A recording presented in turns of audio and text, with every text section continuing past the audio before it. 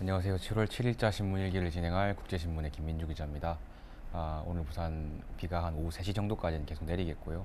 강수량은 10mm 정도로 많지는 않다고 합니다. 또 예보상으로는 원래 출근 시간대부터 비가 올 거라고 했는데 지금 아직은 비가 안 오는 상태거든요. 그래서 오후에 또 어떻게 될지는 모르겠지만 뭐 어쨌든 당분간은 계속 우산을 챙겨 다니셔야 될 것 같고 낮 기온은 27도까지 오르겠고요. 습도가 높겠습니다.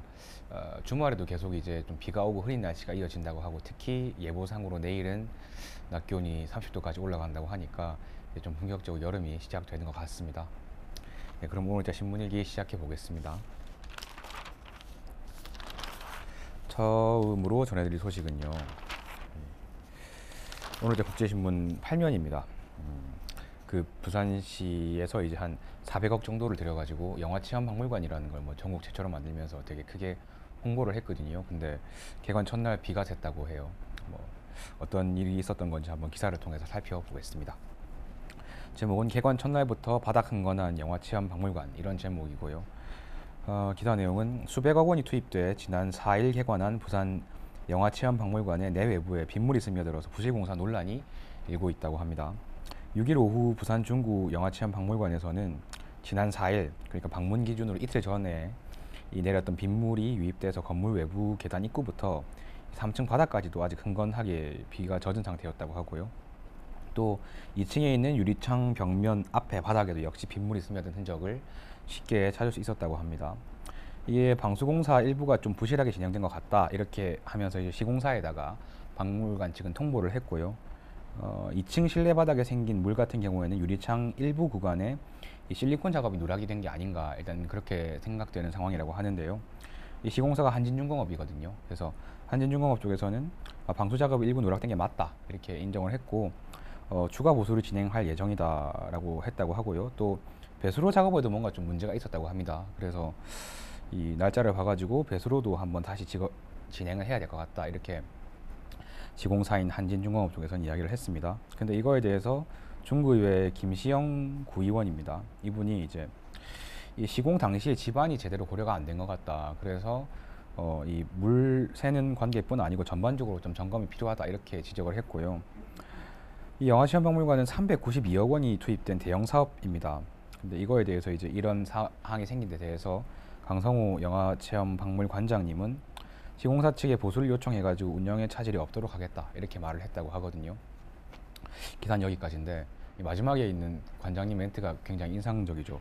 운영에 차질이 없도록 하겠다고 하신 것 같은데 이미 심각하게 차질이 생긴 것 같고, 그러니까 이 개관 첫날부터 사실 비가 새는 건물에 누가 이 안전성을 담보해가지고 들어가려고 하겠습니까? 저 같아도 별로 가고 싶은 마음이 싹 사라지는 그런 기사인데, 이 또 한편으로는 지켜볼 게 어쨌든 간에 뭐 부산이 계속해서 영화도시라는 거에 이미지를 가져왔고 부산시와 중구가 이런 거 표방하면서 이런 상당한 규모의 사업을 벌여서 문을 열었는데 그 이미지를 사실은 뭐 시공사가 굉장히 크게 깎아먹은 것 같아요. 그래서 이 시공사를 부산시나 중구에서 뭐 아무런 조치도 하지 않고 그냥 얘들 설명대로 또 보수하는 대로 놔둘지 아니면 뭔가 조처를 취할지 그런 부분도 지켜볼 수 있는 부분인 것 같습니다. 다음 기사로 넘어가 볼게요. 예, 오늘자 신면이고요. 그 지난달 초에 왜 그 사상 덕포동 쪽에서 그 노란 색깔 유독가스가 누출이 되면서 뭐 주민들 대피하는 그런 상황이 생겼었는데 그 사고 원인이 밝혀졌다고 하니까 이 기사를 통해서 한번 보겠습니다. 예, 그 부산 사상구 일대에 이 가스 누출 사고의 원인이 드러났다고 합니다. 부산 낙동강유역 환경청은요, 지난달 1일 사상구에서 발생한 폐수 처리 공장의 가스 누출 사고 원인에 대해서 유해 화학 물질의 부주의한 취급 때문이었다. 그러니까 뭐 그야말로 좀 취급을 잘못해가지고 생긴 사고였다 이런 설명인 것 같은데요. 이 화학안전관리단에 따르면은 누출된 가스의 주 성분은 이산화질소, 그러니까 폐기물에 들어있던 황산과 질산이 반응해서 만들어진 이산화질소였다 이렇게 설명을 했고요. 이게 뭐 과정을 보자면 이 정화조 내부에서 이 찌꺼기에 포함되어 있는 황산질산이 서로 반응하면서 뜨거운 열기와 함께 이산화질소가 생성돼서 누출이 됐다 이런 것이고, 윤봉희 화학안전관리단장 이분은 이 찌꺼기의 화학 반응을 막으려면은 어느 정도 폐수가 조금 섞여 들어가 있어야 되는데 그걸 싹 비우면서 이제 이런 사고가 일어났다라고 설명을 했다고 합니다. 그러면서 이제 이분이 하시는 말씀은 현행 법률로는 이 폐기물 처리 업체가 유해 화학물질 취급 허가를 받지 않고도 폐기물을 처리하면서 그냥 운영할 수 있다고 해요. 그래서 이거는 좀 관련 법령 개선이 필요하다라고 지적을 하시면서 실제로 이 폐기물 처리 업종도 유해 화학물질 취급 허가를 받도록 이 환경부에 건의도 넣었다고 합니다.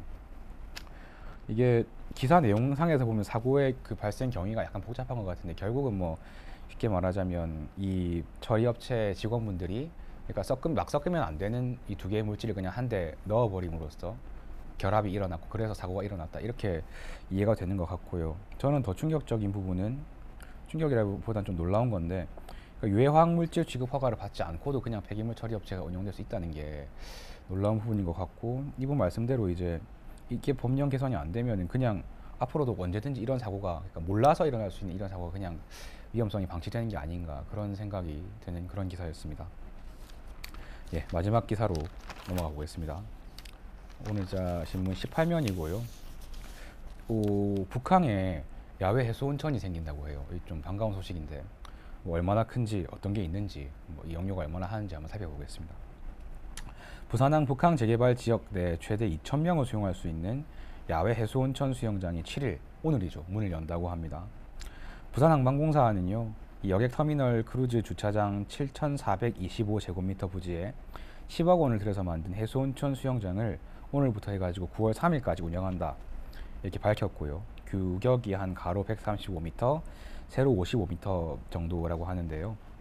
이게 재밌는 게, 이 재개발 지역에 지방공사를 하다가 이 온천수가 발견이 됐대요. 그래서 이 오늘부터 개장할 수영장에는 이 온천수하고 그 다음에 좀 시원한 담수를 섞어가지고 물을 공급한다고 하는데, 이 수영장은 유아 수영장, 어린이 수영장, 성인 수영장, 원형 수영장, 이렇게 4종류가 있습니다, 내부에. 그래서 여기에 뭐 36m 규모의 대형 워터 슬라이드 같은 것도 있다고 하고, 그늘막 텐트, 샤워실, 화장실, 의무실 다 있고, 또 특히나 이제 지역 청년 창업자들이 운영하는 그 푸드트럭도 있다고 하니까 먹거리도 뭐 상당히 있을 것 같고요. 입장료는 성인이 5,000원, 어린이 3,000원인데 오늘부터 다음 주 13일까지 일주일 동안은 개장 기념으로 1,000원만 받는다고 하네요. 그리고 운영 시간은 오전 10시부터 이 밤 8시까지고요. 이 폐장 2시간 전에 이제 입장은 제한이 된다고 합니다. 참고하셔야 될 것 같고, 또 이제 그 BPA는 8월에는 또 크루즈 부드 인근에 3억 원을 들여가지고 취사장이나 화장실을 갖춘 캠핑장도 문을 연다고 해요.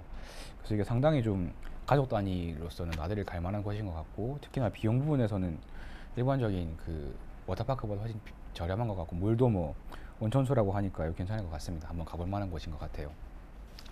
예, 오늘자 신문 일기는 여기까지 진행을 하겠고요. 지금까지 국제신문의 김민주 기자였습니다. 고맙습니다.